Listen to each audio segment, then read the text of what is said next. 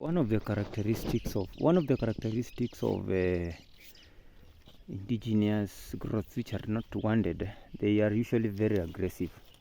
Because I can assure you this one, it's not even more than 2 weeks. But the grafted one, it's almost 6 months, and you can see it's almost catching up with it. And if you observe keenly, you will see that it came below the grafting site, which is this one. It has some remnants of the grafting paper or the graft, but it's already healed. Same case applies here. This is the graft site, so anything below here should be done away with.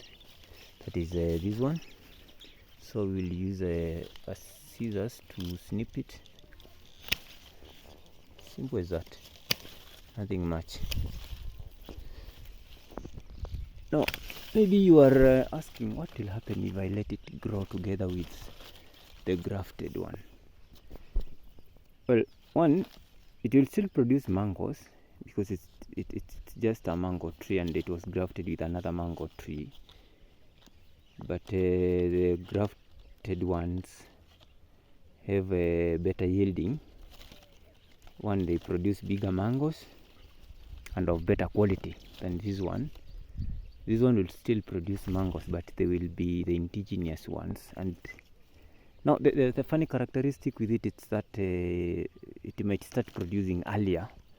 So when the grafted one, because it might be producing in less than 18 months, that is after grafting, these ones can still produce.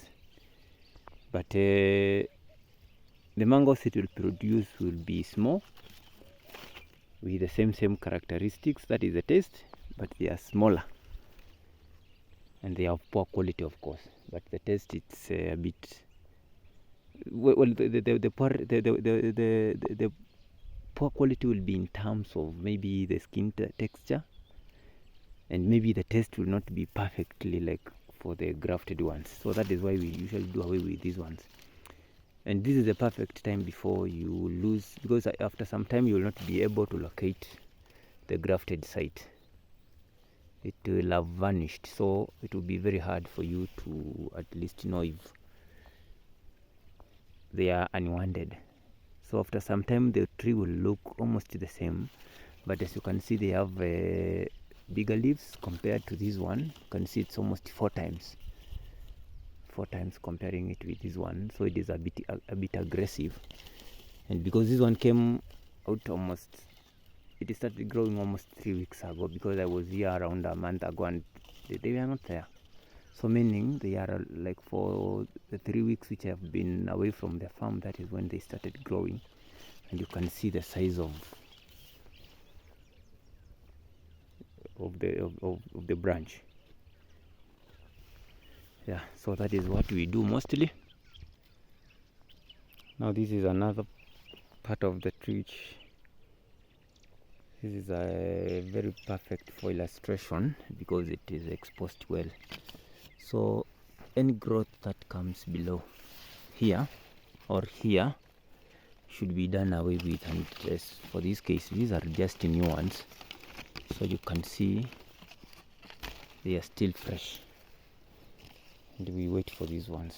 So this mango tree might produce in 2 months time. It might start flowering. Yeah, it is good work.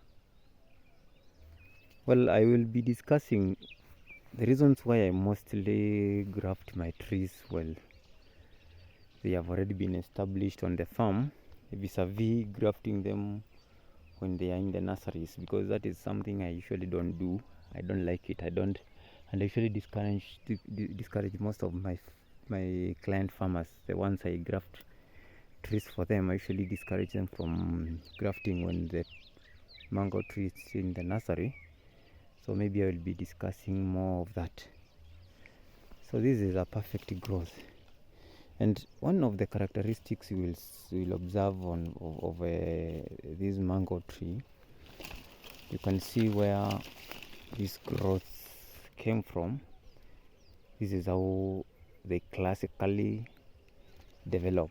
You can see how many branches which came from this bud, and probably it looked like this one, and then it gave out 1, 2, 3, 4, 5, 6 branches.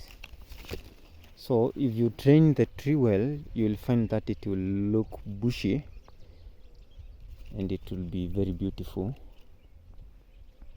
Yeah, that is how these trees behave.